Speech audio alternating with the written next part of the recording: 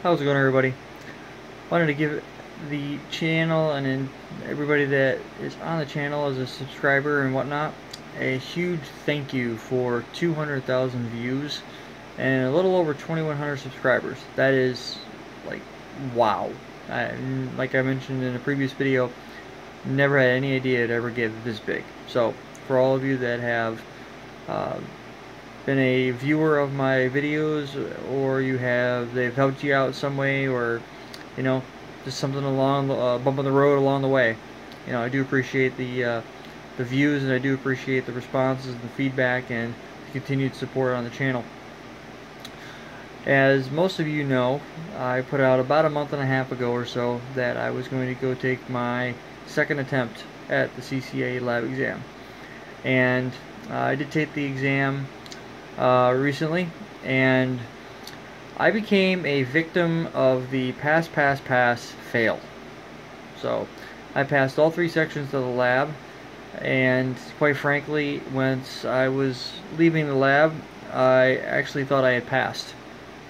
I've read other people's success stories and whatnot, and the main thing that I knew I didn't want to do was to go out and start saying that I had passed when I hadn't actually gotten the results back from Cisco yet.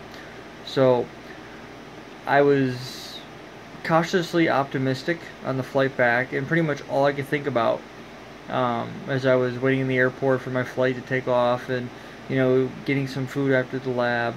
I had to take 2 flights from I did take the lab in Raleigh, in North Carolina, and so as I was flying, I had to fly down to Atlanta, and then I had to fly back to Milwaukee, which is where I live. So when I was in the process of flying home, that's all you could think about in the plane. I've got the music on my phone, and I'm sitting there playing little video games that I have on my phone, and trying to occupy myself and keep my mind busy and stuff like that, so I don't sit there and think about it. So mainly what I was, I'm in the plane, I'm flying home, and you're like, you constantly will argue with yourself and think, okay, could I have answered that question this way? And you start picking apart what you did in the lab, and could I have answered that task any better? Did I, you start, you have the time now to really dig in and say, okay, what is, if there's 7 possible ways to do something, did I know 8, 9, and 10? And you battle with yourself, and you argue with yourself, and it's one of those things, you can't get stuck in that rut. So basically, I did get the results the following day when I got home.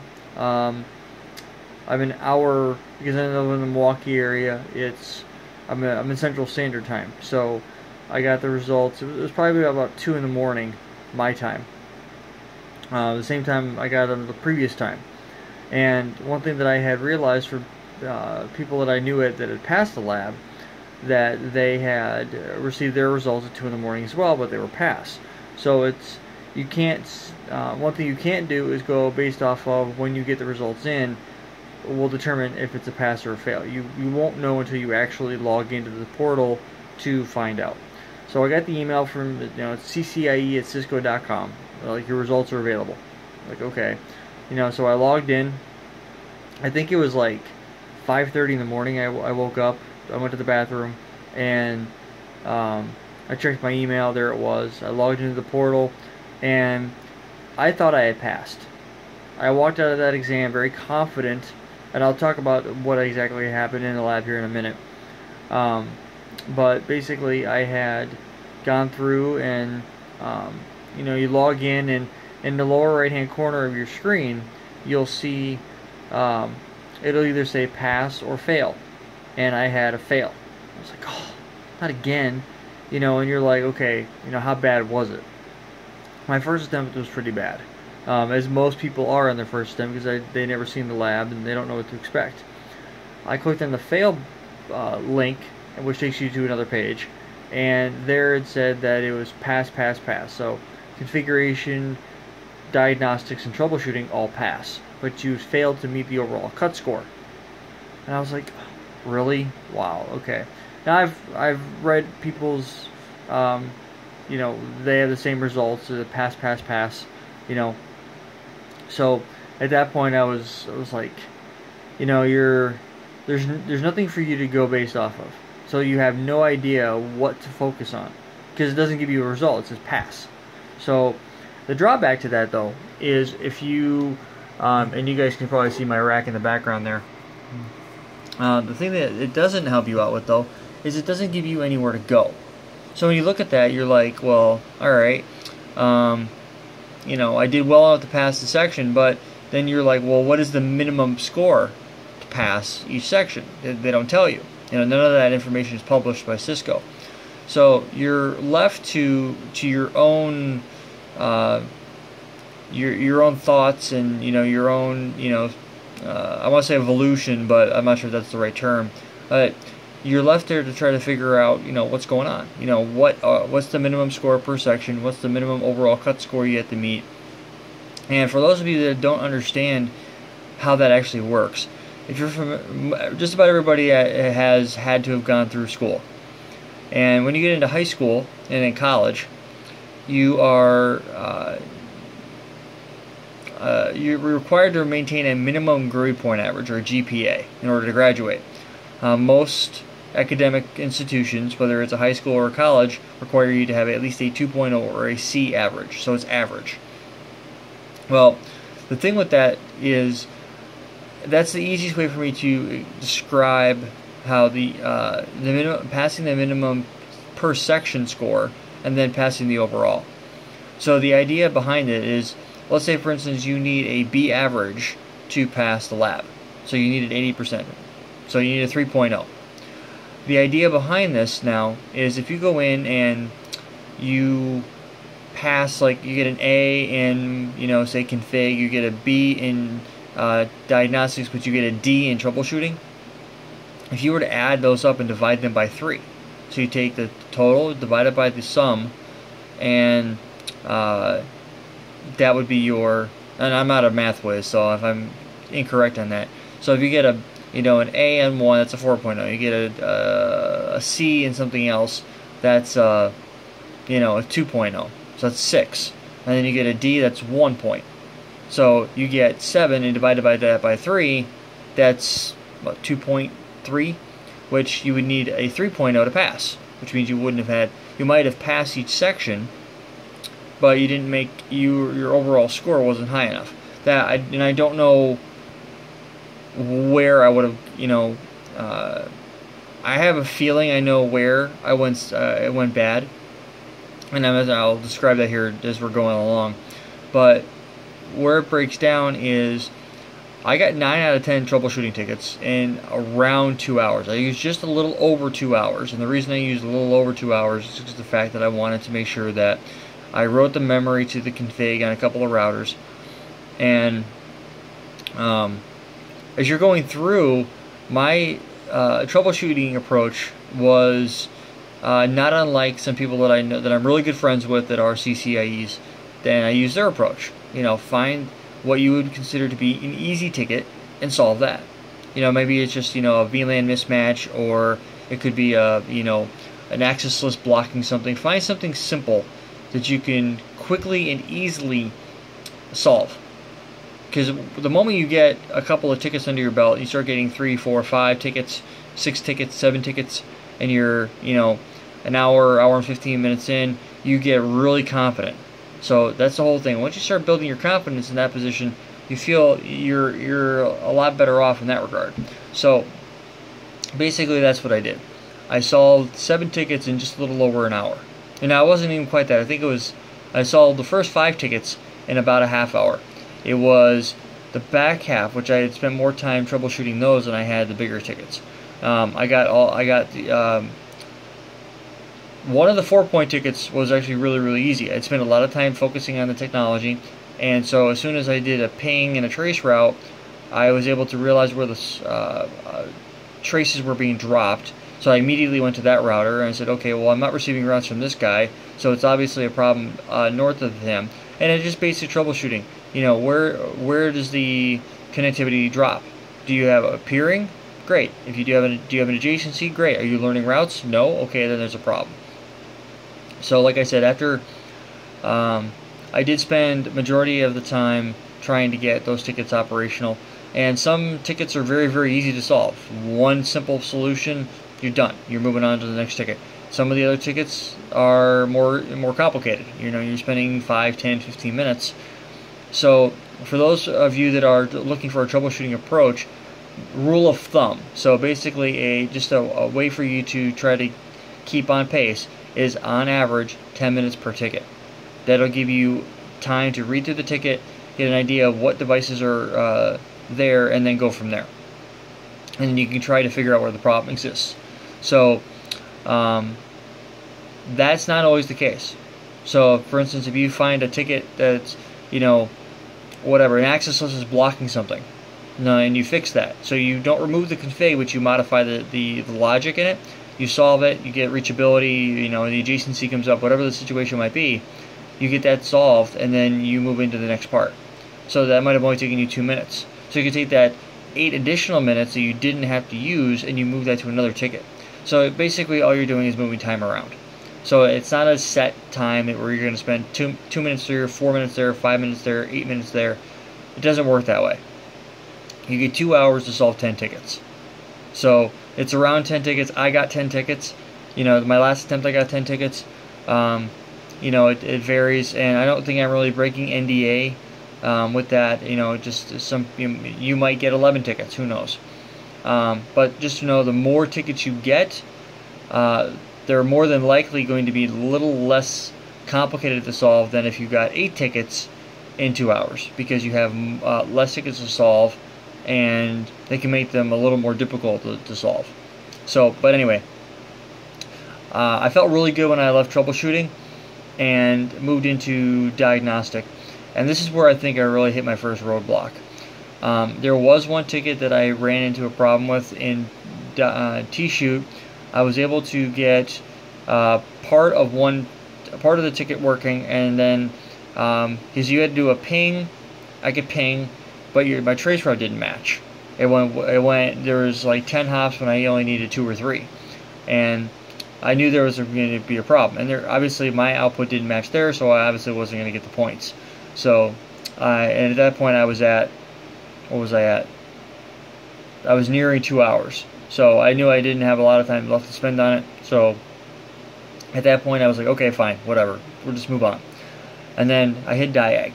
Now Diag, very similar situation from the last ticket that I had dealt with. And the first Diag ticket was pretty easy. You know, if you've been in operations for any period of time inside of a real environment, you probably, especially layer 2, you've probably dealt with a lot of spanning tree issues and stuff like that. So, you know, it's one of those things where if you know how the technology works, it's relatively easy to figure out what the problem is. You know, and it wasn't actually a spanning tree issue. It was something completely. It had nothing to do with actually spanning tree. But I was able to find the problem relatively quickly, just based off of the symptom that it was described in the ticket. You know, they give you the symptom, and then based off of that, you're like, okay, well, let's take a look at the config real quick and see what the config has. And as soon as I saw that, I went down to the end users, to the access switch, and I took a look at that. I was like, oh, there's the problem. And then as soon as I saw that, I knew what the problem was. And you know, then it was a matter of selecting the device, modifying, you know, telling what I would have used to get there, and whop, bam, boom, you're done. Then you move into this ticket 2. Ticket 2 and ticket 3 were, I just could not dial it in. I wasn't sure, based off the config. I had never practiced that type of a deployment before, and I pretty much got hosed up on that. So I was like, all right. But I took an educated guess based off of my understanding of the technology. And you can do that only if you feel comfortable in the technology. If you're not very good at BGP, it's going to be very hard for you to make an educated guess on how to make a confederation work. You know, if you're trying to, you know, you don't want to have a route be exported outside the local AS, well, then you need to set the community value for that. If you don't know there's the capabilities there, can be hard for you to troubleshoot it. So as I moved into, as I made my configuration changes, I was feeling, like I said, I was feeling kind of confident in the direction I was going to be going in. And then I got to ticket 3, and then ticket 3 is just a butt kicker. I mean, there's no other way for me to describe it. And second, I haven't spent a ton of time on the technology before, so for me it was just like, oh. I was more, for ticket 2 and ticket 3 in Diag, I was more upset with myself for not having covered that material in more depth. But realistically speaking, it's impossible for you to know every detail of what they're going to possibly throw at you. So you make the best of a bad situation, you move forward with that. So I'm actually working on my home computer here as I'm sitting here talking to you, so bear with me for one moment. So basically the way that it panned out was I got through Diagnostic, and I finished right on about the 30-minute mark. I pretty much used up all my time this time and stuff like that. I'm actually watching. I can see what's going on the screen behind you, so if you can see over my right shoulder, I've got something going on. Plus, I'm actually using the video viewer through the IMM module on my IBM server. So I'm actually working on the server behind me right now. So basically, configuration was pretty straightforward. There wasn't a ton of stuff that I didn't understand. That went by pretty quickly. I would highly recommend read through the lab end to end and get yourself a game plan for it. Because if you have a problem with the game, there's a lot of interdependencies in the config section that you will have to be comfortable working with. And if you don't understand the technology in enough detail, you will run into problems. So everything was going great in config. I mean, I was rocking, and I was flying through it. I mean, it was a different exam from the first time, but it was all technologies that I had worked with in a lot of detail in the past. So I was very comfortable with what was going on and how to work with it and stuff like that. So I was, I would say I was very comfortable with it. I flew right through it. I think it took me about 2 hours to get all of the sections configured with layer 2 IGP and getting at least the BGP configuration going. And then we had a late lunch. I took it on a Sunday.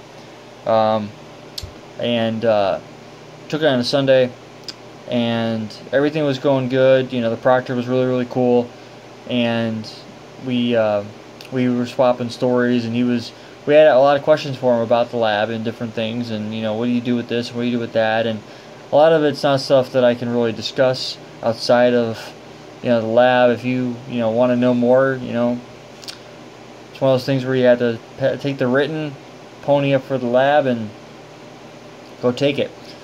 But he definitely put us at ease early on, because you're nervous when you walk in, you're not sure of yourself, things like that. So it's definitely good to have somebody sit there and go, okay, you'll be fine, just focus, And so we went along that route, and I ran into a big hiccup.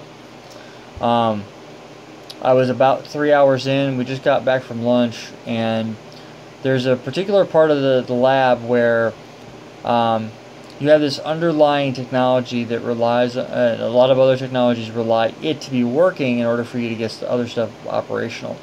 And I was having a very difficult time getting this part up and running. And I spent an exorbitant amount of time trying to get this thing to work. And I just couldn't get it to work, no matter what I did.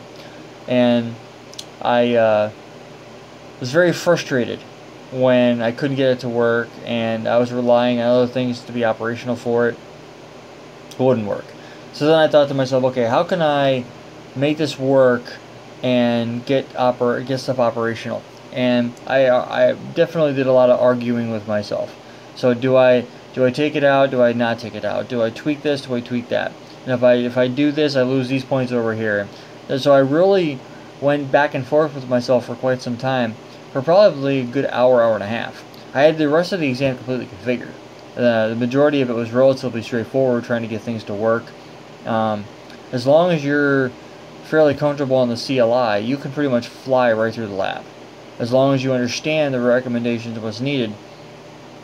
The bulk of what I did the first time was already was the same. So I already knew what to expect. So it was, for me, it was, okay, what are the minor changes? What do I got to do? And then run with it. So that was pretty much where I was at with that.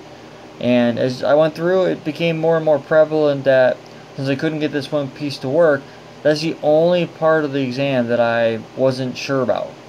The other two of like diag and troubleshooting, I had done my best.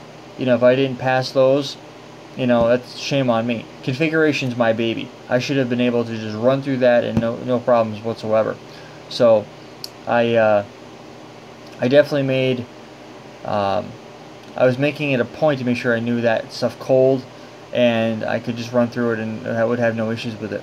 So I left the lab right with everybody else. I didn't leave early this time. I went right through, and at a certain point I got to I went to the airport and I called my wife to tell her what was going on, and you know, told her the frustrations I had and some of my kind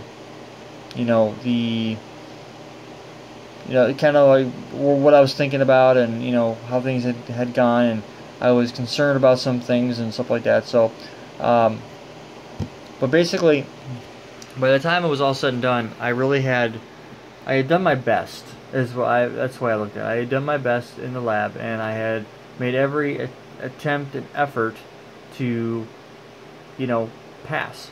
I got my results, and I failed. Now, what I did with that information, I will never, ever, ever recommend you guys to do this. I paid for the reread. So I dropped $1,000 to pay for the reread. Now, the reason why I say don't do this is simple. It's not worth it. I would more highly recommend you take that $1,000 and reinvest it into your next lab attempt. Point blank. Do not, unless you are, I guess my best advice, like, yeah, unless you think maybe you had a debug running, or you might have, you know, something very, very small. You know, nothing where, just quite frankly, don't do it. You know, take that $1,000 and invest it for your next attempt. Because as of the time of this recording, it is the end of July 2015, and as it sits right now, the Cisco's current retake policy has been suspended, and they're doing it every 30 days. So, in approximately about a week, give or take, I could go retake the lab again. I can't afford to. You know, every time I go take the lab, it's $2,500 US. For those of you that are, you know, outside the US. So it's a lot of money to go take the lab. You know, $1,600 per attempt. Then I have to go pay for a hotel and airfare. I don't have a company backing me up. It is all me. So, you know, that's why I'm like, you know, I'm adamant about what I say when I do and stuff. But at the end of the day, it's up to you to get stuff done. It's up to you to get everything situated. So, take my advice, and unless you are very confident that you passed, then, and I would still not recommend you to do it. I thought I had passed. You know, I got home and, you know, I was, but I will keep repeating that I was cautiously optimistic. So I wasn't 100% sure that I had it. You know, just like anybody, you know, did you solve it the way they wanted to? I mean, there's always that doubt in the back of your mind. You know, you're always going to argue with yourself and always contradict yourself and say, well, you know, maybe I could have done better this way or that way. You know, until you go into the Cisco portal and you see the pass, the word pass there, you click on that and you get your CCIE number. You know, you're not sure, but I am positive I will be going for a third attempt. I have fallen into that category, and I have to actually give a shout out to a friend of mine. I've already given him the shout out, so I'm not going to mention his name here, but a really good friend of mine who is a CCIE. We're in a study group together, and I actually read his success story today at work, because I got really depressed after I failed, because you spend all this money, and here I am, I'm $3,500 in the hole on this last attempt, and $6,000 total for 2 attempts. And I got into a rut where I was like, this sucks, I'm not going to go for it, and I was reading through his success story, and I was just like, you know what, no, I'm going to do this, and I made it, I basically had to re-engage myself. So that's what I've been doing. You gotta get back on the horse, and kick the tires and light the fires and get back to it. So I'm definitely doing that, and as time goes on, I will hopefully be able to get more done, and hopefully you guys will be able to benefit from that information. For those of you that are curious of what's going on with the channel, I'm still working on stuff. I've